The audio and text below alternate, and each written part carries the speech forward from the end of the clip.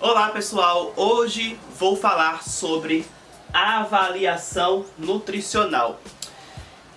Aqui você vai entender, por exemplo, esse vídeo talvez interesse bastante estudantes de nutrição que queiram entender mais sobre o assunto, né?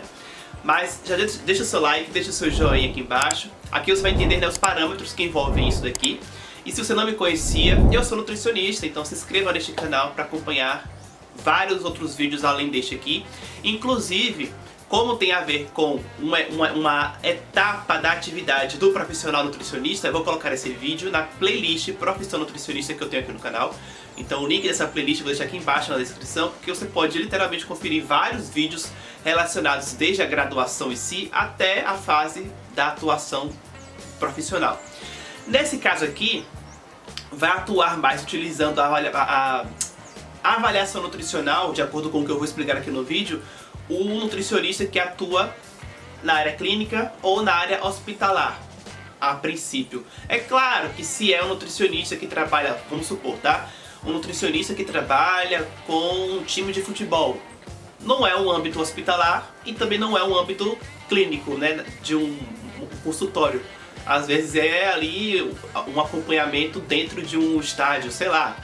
Mas ali, naquele momento também vai ser feita uma avaliação nutricional. Então quando eu cito nutricionista clínico ou nutricionista hospitalar, é a questão mais comum que a gente pode encontrar, tá?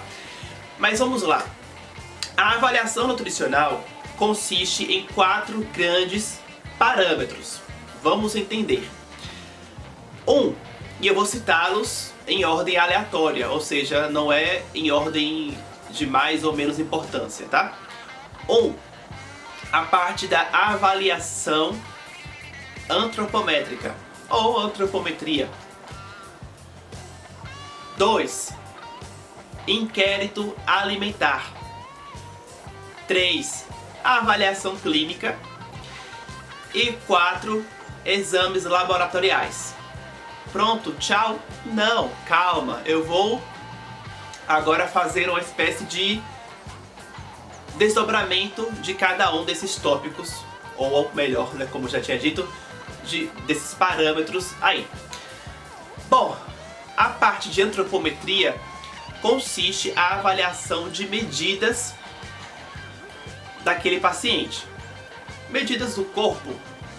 Eu vou citar aquelas mais básicas, né? Por exemplo, a altura. Então o paciente pode referir a altura, mas também a gente pode lançar mão de algum dispositivo que meça a altura ali mesmo na hora do consultório, por exemplo. Outra medida super comum numa avaliação de um nutricionista, verificar o peso do paciente. Pronto que eu digo não é que sejam só esses parâmetros antropométricos que existam não, tá longe disso, mas são os mais básicos, os mais comuns que a gente verifica. Aí nós temos a avaliação clínica, que envolve, né, a gente avaliar os sinais, sintomas, as queixas que o próprio paciente já traz para o consultório.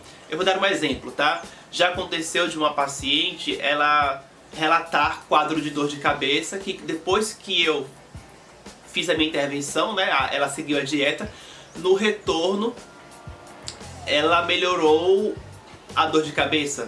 Foram 2 grandes mudanças, né, a dor de cabeça e o intestino, que ela melhorou bastante, né, o funcionamento intestinal. Era uma paciente que relatava usar laxante por conta própria mesmo, né, ela comprava o laxante, tomava, porque ela só ia no banheiro uma vez por semana sem o laxante, entendeu? Então isso melhorou bastante, né.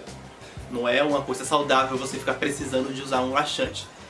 Então, vamos para agora a questão do inquérito alimentar. Basicamente, é aí que entra também um grande pilar de uma avaliação nutricional, porque você vai entender os hábitos alimentares daquela pessoa. Existem tipos de inquéritos alimentares, cada um vai ser usado de acordo com o que for melhor ou se adeque melhor para a metodologia também do atendimento daquele nutricionista.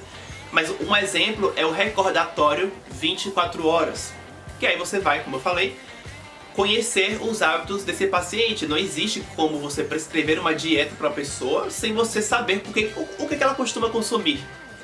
Até porque é conhecendo os hábitos da pessoa que você vai entender muitas vezes o porquê do peso dela, o porquê do cabelo estar caindo, as unhas estarem fracas. Ou seja, um parâmetro vai ajudar a entender os resultados obtidos em outro parâmetro. Deu para entender?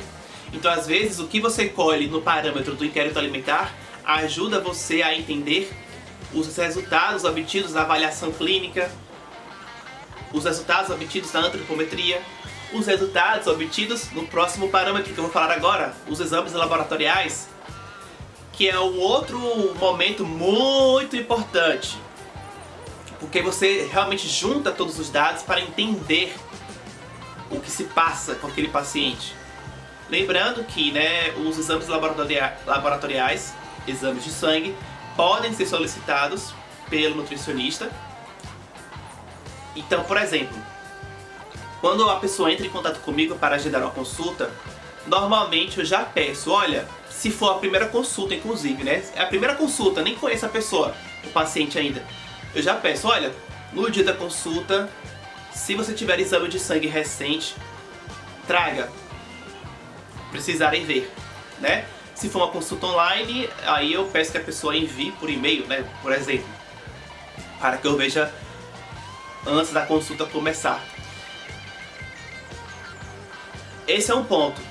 Mas se a pessoa, Henrique, não tem um exame recente, o último que eu fiz foi há 2 anos atrás, é claro, eu vou então poder solicitar para que a pessoa então faça, e na próxima vez que ela retornar, que ela fizer a consulta, enfim, porque eu digo o termo retorno ou nova consulta, porque vai depender também da metodologia do atendimento do profissional, porque o retorno não é algo obrigatório, Então você pode fazer uma nova consulta, cobrar por uma nova consulta, enfim. Aí o paciente retorna com os exames feitos e aí você vai entender então agora um outro parâmetro para incrementar ainda mais na avaliação nutricional. Agora, o grande objetivo da avaliação nutricional é para que, com todos esses dados, o nutricionista consiga fazer agora uma avaliação global do paciente e realizar o diagnóstico nutricional. Então, o que é muito importante de ser entendido é que, sem todos esses parâmetros, ficaria deficitário realizar um diagnóstico nutricional. Ou seja, nenhum desses parâmetros aí que foram citados, esses grandes parâmetros, nenhum deles isoladamente é o suficiente para você realizar um diagnóstico nutricional com maestria, com grande precisão. Então realmente são parâmetros que eles vão se somar, eles vão interagir para que o profissional tenha esse olhar apurado e aí fazer todo um trabalho de intervenção nutricional. Tá? Então espero que você tenha gostado do vídeo, comente aqui embaixo se você gostou, compartilhe o vídeo e muito obrigado a você por ter me assistido até o final. Eu vou ficando por aqui e até o próximo vídeo.